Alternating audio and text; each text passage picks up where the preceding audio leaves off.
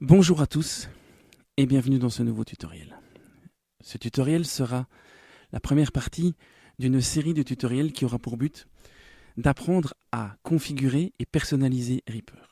En effet, un des avantages de ce DAO, c'est qu'il permet d'entrer dans un processus de customisation ou personnalisation très poussé.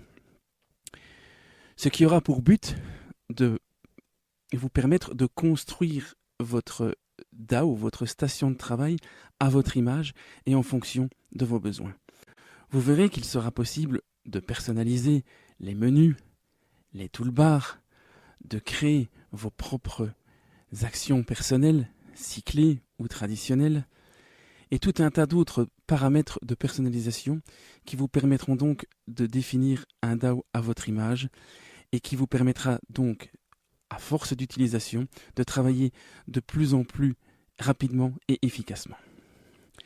Alors, avant de commencer dans la démarche de personnalisation, je vais d'abord vous expliquer comment créer une installation portable de Reaper pour ceux qui auraient éventuellement déjà une installation de Reaper sur leur PC.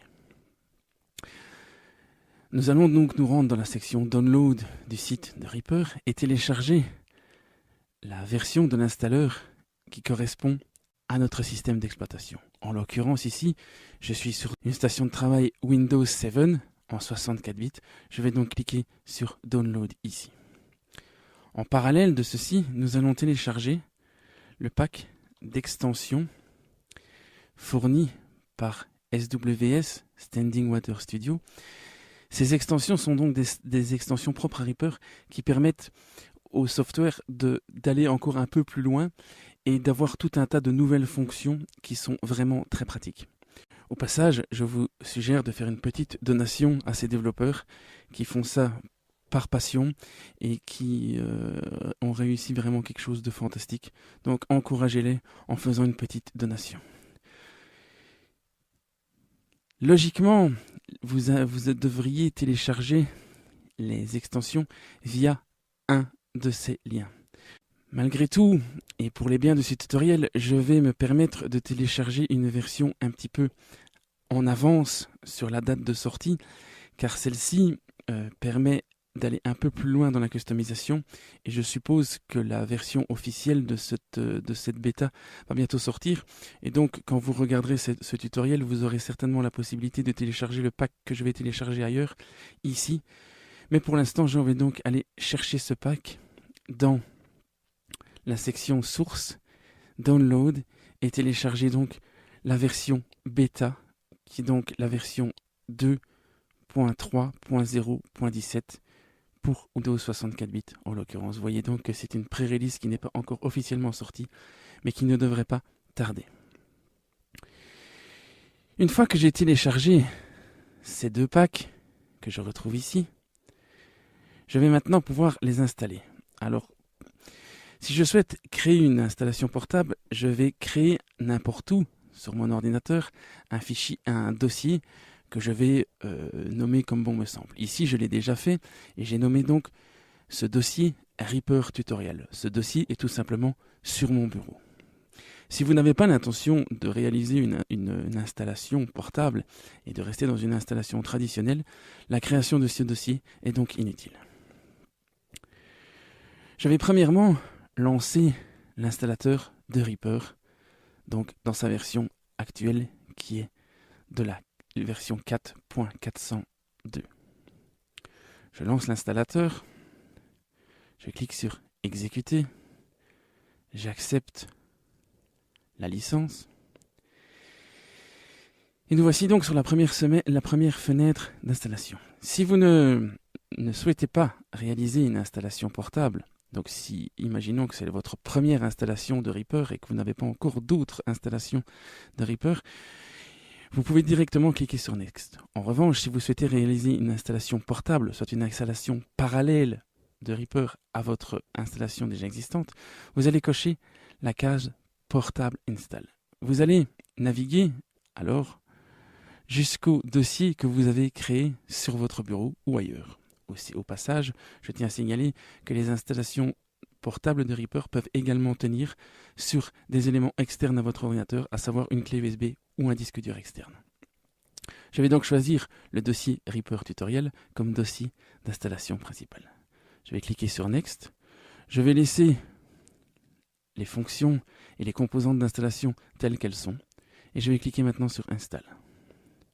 L'installation prend donc compte. Et au bout de quelques secondes, vous verrez que ça va très vite.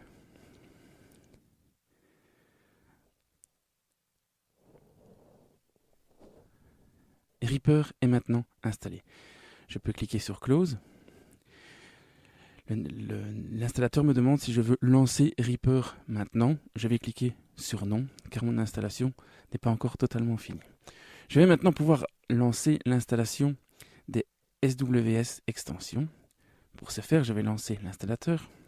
Je vais cliquer sur Exécuter, accepter la licence. Et dans le même ordre d'idée que l'installateur principal, eh bien, je vais sélectionner le dossier dans lequel j'ai choisi d'installer Reaper. Alors, si vous n'avez pas choisi une installation portable, vous pouvez directement cliquer sur Next. Les extensions vont s'installer directement au bon endroit. Or, si vous avez choisi une installation portable, vous allez devoir utiliser la fonction Browse pour aller chercher le fameux dossier dans lequel vous avez installé votre installation portable, en l'occurrence pour moi, ici, Reaper Tutorial. Je clique sur OK et j'appuie sur Install. Les extensions sont maintenant installées. Je peux cliquer sur Close. Je vais me rendre maintenant dans le dossier que j'avais créé pour mon installation portable et vous vous rendez compte alors que j'ai maintenant ici tout un tas de dossiers et de fichiers qui se sont installés, qui représentent donc l'installation portable de Reaper. Je vais utiliser le raccourci ici, Reaper Exe, pour lancer mon installation portable de Reaper. Reaper se lance et arrive donc avec sa configuration par défaut. Reaper me demande si je souhaite configurer ma carte son maintenant. Je vais cliquer sur Oui. Il m'ouvre directement cette fenêtre. Alors je vais choisir ici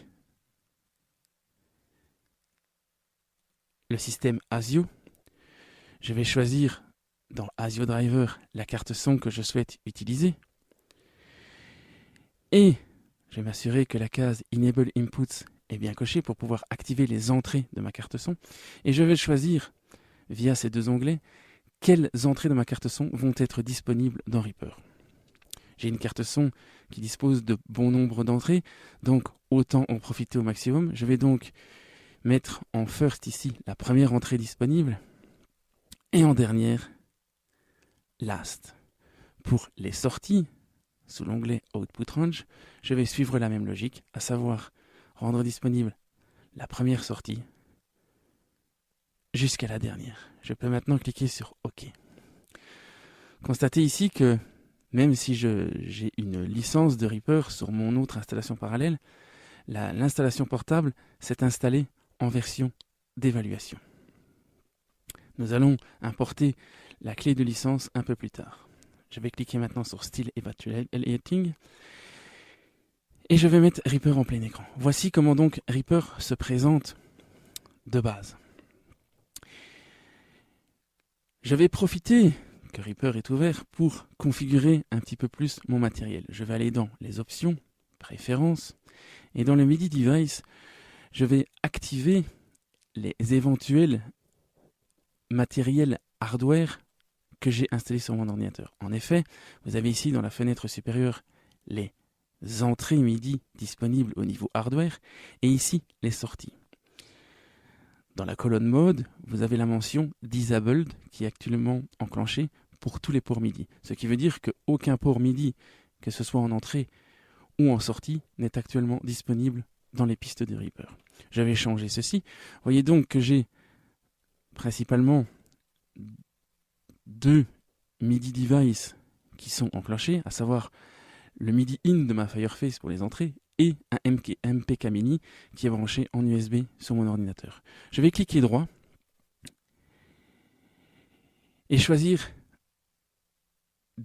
d'enclencher les entrées ou d'enclencher les entrées pour les contrôles message, donc les messages de contrôle, ou les deux. Donc si Si je clique sur Enable Input, le port MIDI de ma Fireface est maintenant disponible dans les entrées de piste.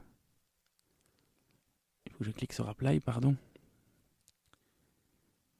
Et donc que je peux utiliser maintenant l'entrée MIDI de ma Fireface comme entrée d'une piste. Si je clique sur Enable Input for Control Message et que je désactive Enable Input, vous pouvez alors constater que ma Fireface n'est plus disponible dans les entrées de piste, mais je peux l'utiliser maintenant pour affecter un éventuel contrôleur relié à cette prise MIDI à n'importe laquelle des actions de Reaper ou d'autres paramètres de contrôle de Reaper. Je vais choisir donc d'utiliser ma Fireface ici dans les deux modes, à savoir utiliser le port MIDI de façon à pouvoir brancher un clavier MIDI et enregistrer des informations MIDI sur ces pistes, mais également de pouvoir utiliser ce port MIDI comme un contrôleur pour contrôler éventuellement Reaper. Je vais faire pareil pour mon MPK Mini. Et au niveau des sorties, si pour l'instant j'ouvre les sorties de la piste, vous voyez ici qu'au niveau MIDI Hardware Output, je n'ai pas de sortie disponible. En d'autres termes, si j'avais un message MIDI ou un item MIDI ici sur ma piste, il me serait pour l'instant présentement impossible d'envoyer ce signal MIDI vers un hardware MIDI. Si maintenant je clique droit sur le port Fireface MIDI Output et que je sélectionne Enable Output, que je clique sur OK, j'ai alors maintenant la possibilité d'envoyer le signal de cette piste vers le port MIDI de sortie de ma Fireface. Donc comme vous l'aurez compris, comme pour les entrées MIDI, il vous est possible donc de rendre disponibles certaines sorties MIDI via cet onglet. Tant que nous sommes dans les préférences, nous allons également rendre disponibles tous les plugins que nous aurions éventuellement installés sur notre ordinateur. Si vous allez ici dans l'onglet Plugin VST, vous allez voir qu'ici, j'ai une place pour entrer un dossier de mon ordinateur qui contiendrait éventuellement des DLL ou des plugins de tiers parties. Pour ajouter ce dossier de plugin, il me suffit d'appuyer sur Add et d'aller sélectionner un éventuel dossier contenant des plugins sur mon ordinateur. Vous pouvez, bien sûr, avoir plusieurs dossiers de plugins simultanément. Ici, j'ai déjà recopié tous les dossiers contenant des plugins sur mon ordinateur. Il me suffit alors de faire Clear Cache Rescan. Reaper va alors passer en revue tous les plugins disponibles sur mon ordinateur et tenter de les rendre disponibles si ceux-ci sont compatibles. Voilà qui est fait. Mes VST sont donc installés et disponibles dans Reaper. Je peux alors cliquer sur Apply.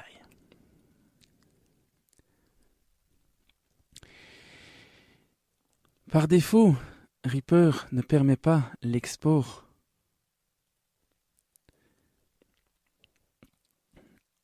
en MP3. Petite démonstration.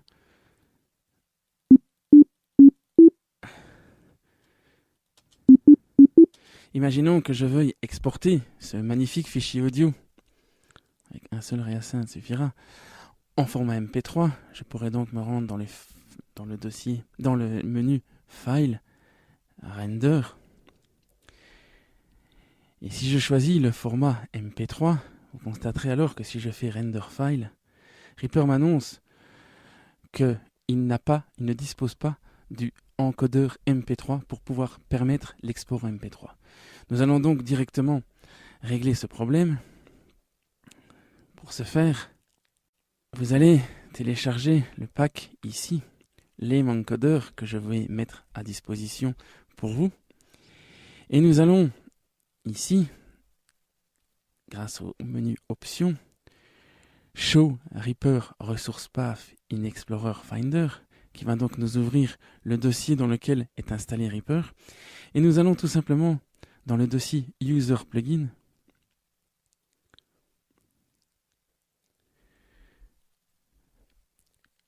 glisser la version du Lame Encoder qui correspond donc à notre système d'exploitation, ici donc en étant sur 64 bits.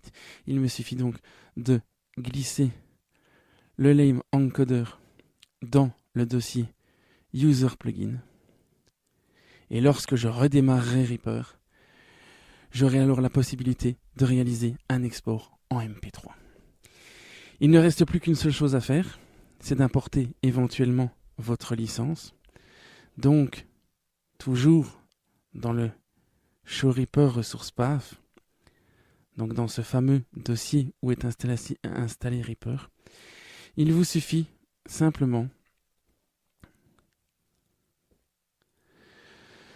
de copier votre fichier de licence que vous avez dans votre installation préalable ou alors reçu par mail de l'équipe Cocos et de glisser donc ou de copier ce fichier de licence dans votre dossier d'installation de Reaper. Je peux alors maintenant fermer Reaper, le relancer via toujours l'exécutable qui se trouve dans votre dossier d'installation portable. Et voyez alors maintenant que ma licence est active. Et bien sûr, je peux également disposer d'un render en MP3 et vous pouvez également constater que tous mes VST sont disponibles ici. Voilà pour cette vidéo d'installation. Nous allons maintenant donc rentrer dans le vif du sujet de la customisation. Merci pour votre attention et à bientôt.